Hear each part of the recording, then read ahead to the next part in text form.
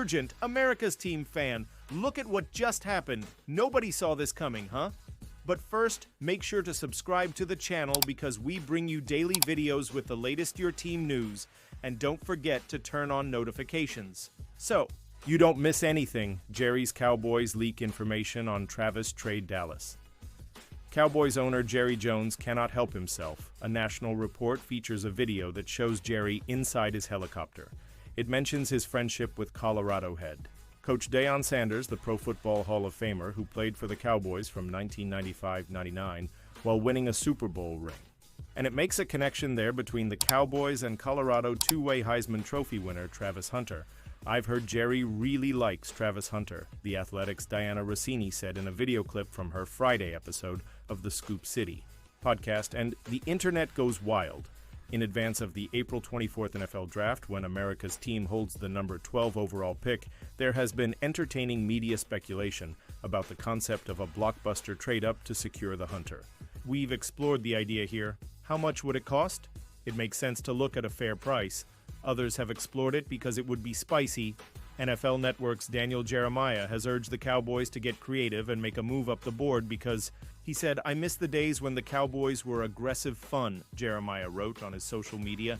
Spice it up. Trade up for Travis Hunter. It does not make sense to do this for spice.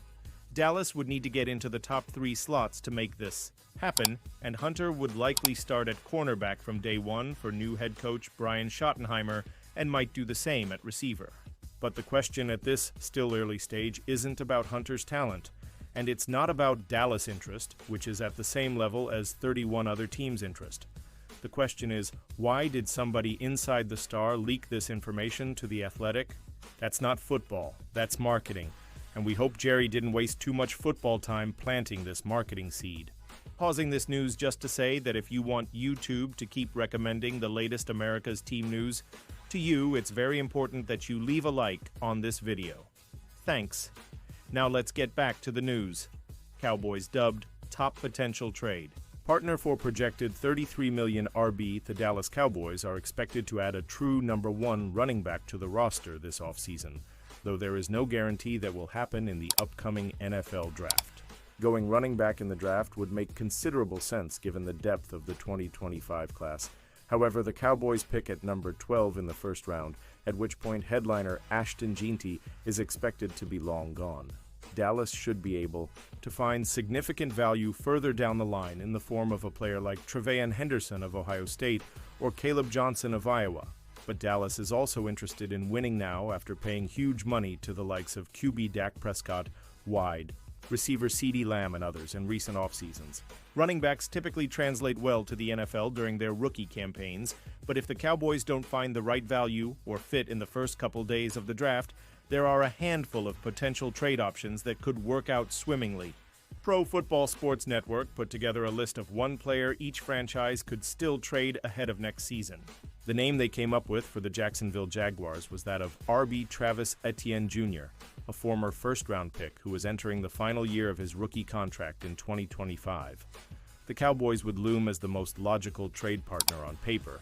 PFSN wrote on Friday, April 18th, Cowboys head coach Brian Schottenheimer was the offensive coordinator when Jacksonville drafted Etienne in 2021. Etienne didn't play at all that season because of a preseason foot injury, but it stands to reason that Schottenheimer would welcome a reunion with the Cowboys, lacking a clear lead back. Jacksonville picked up the 5th-year option on Etienne's deal, which pays him a little more than $6 million this season. SpotRack projects his market value on a new contract at approximately $33 million over 4 years.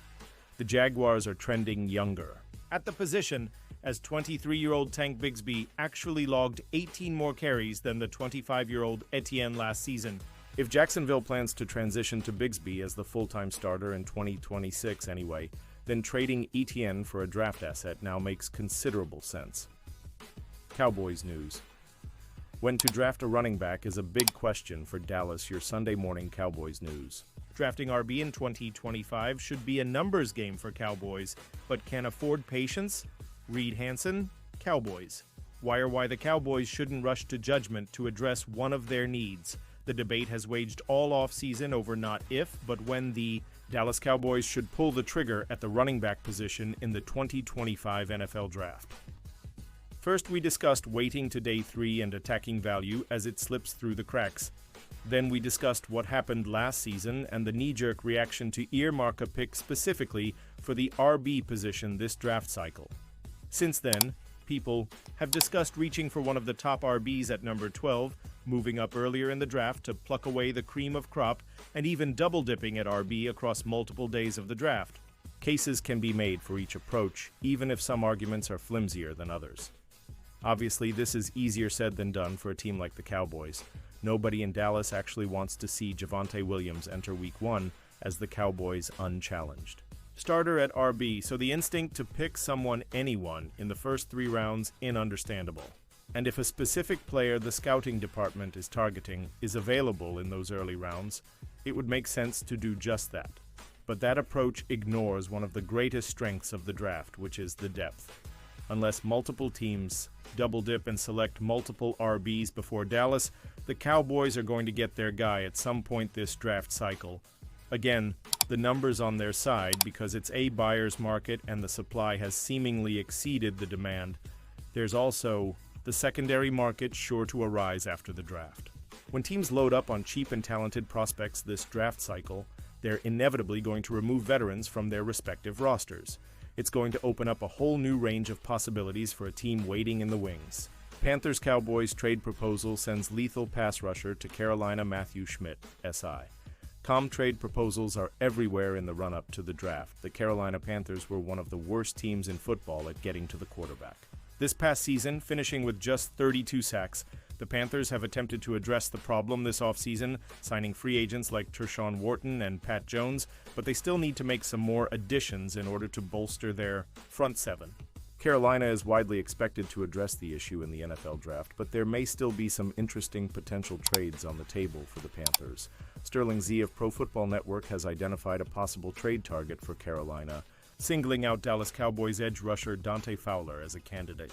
However, with young edge rushers Sam Williams and Marshawn Neeland behind him, it wouldn't be surprising to see Fowler fall back into his usual designated pass rusher role, Z wrote. While the Cowboys could use help there, it's easy to imagine Fowler becoming a tradable asset if Dallas gets development from its young pass rushers and potentially adds to the position group in the draft.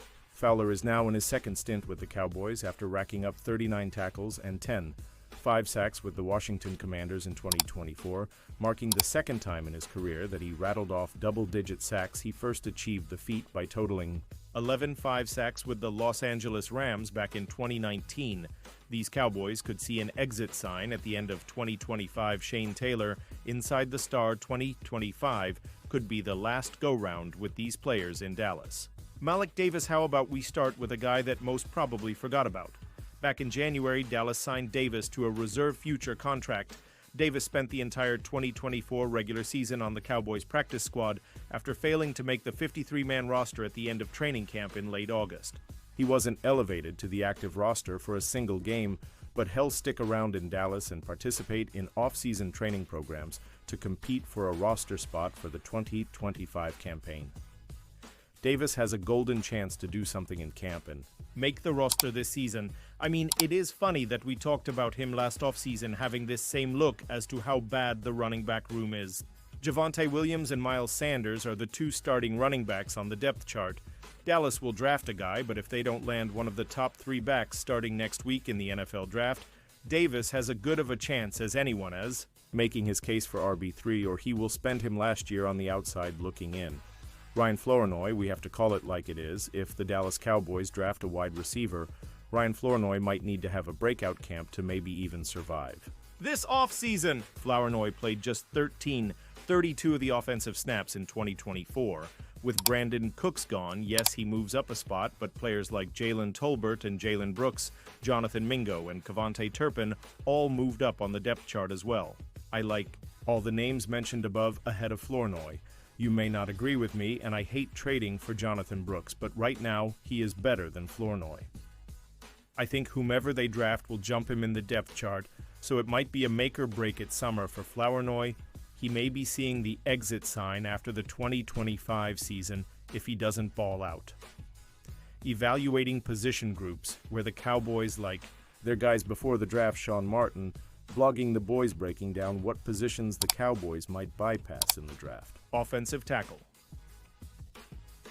The Cowboys learned the hard way at several positions last season how depending on their own young players too early can lead to growing pains, but are also hopeful that players who went through this can be a part of a new culture. With year 2 or 3 leaps. One of the best examples of this is last year's first-round pick Tyler Guyton at left tackle. Guyton started 11 games at left tackle in the Cowboys' first season without future Hall of Fame inductee Tyron Smith, who officially retired with the team on Wednesday. In several of these games, the rookie from Oklahoma rotated with Asim Richards. The Cowboys were not fully prepared to handle much of the standard roster attrition at all last offseason, yet alone replacing a franchise great in Smith right away. Drafting Guyton can still be the solution here, though, with new offensive line coach Connor Riley ready to work with a second-year player that took his lumps and still has untapped potential.